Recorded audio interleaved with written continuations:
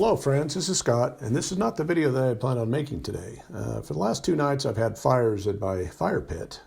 Usually we have very few burn days in Salt Lake City. They're usually orange or red in color codes, so we can't burn, but I had 2 back-to-back days where I burned fires, and I got a little complacent, and after 24 hours of the first fire being out, I just dumped the ashes like I usually do in the chicken run, where it always mixes in with the chicken compost.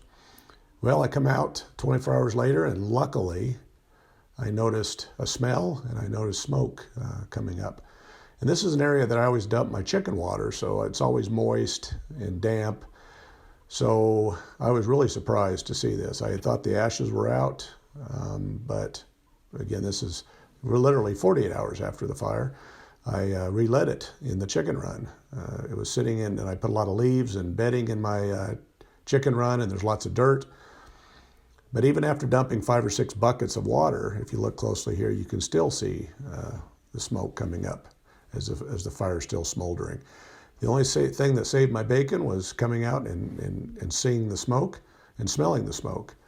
So I get paranoid with fire. As a kid, I burned a field down with my not-so-innocent cousin, Kirk. I won't change his name because he definitely wasn't innocent. But we burned a field and almost burned down a barn. And so I've always had great respect for fire. I still like fire, but I'm usually not this careless. And I just got complacent. I thought the fire was out.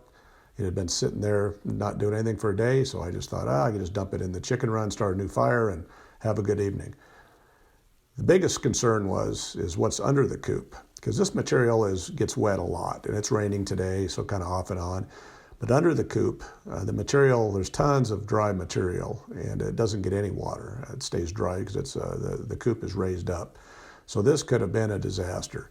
So as paranoid as I am, I just sat here and I just spent about a half hour just soaking this area in and underneath the coop. And you never know. I could still come out and have fried chicken, but I'm hoping I did a good enough job putting it out. But tells you one thing, that you can never be too cautious with fire. And when you go camping, you think you dump a bucket of water on fire and you leave.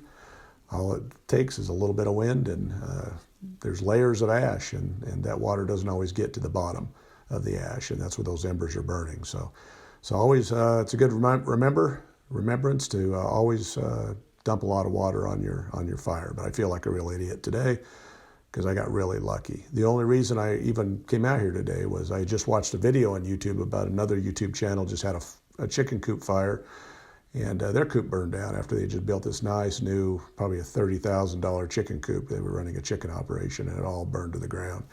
So after watching that video, I came out here, and lo and behold, I about did it to myself. So yeah, close call, but disaster was averted. As paranoid as I am now, I was out here with the hoe, and I really flooded this area. So unless the fire spread underneath the coop, I think I got it. But you just never know.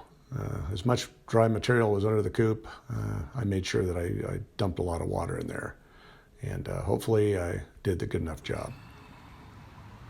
Here's a look at under the coop. As you can see how much water I'm putting down in there, but there's lots of dry material. So if the fire would have got up under here, it would have burned my coop down and my fence. Luckily, it's not close to my house, and there's a busy street behind my house. So the worst thing that would have happened would have been fried chicken and burnt coop and burnt fence, but that would have been embarrassing, and I don't want that to happen. So as you can see, I did a little overkill, and well, the chickens are enjoying it. They're getting a nice little drink, and they're kicking through.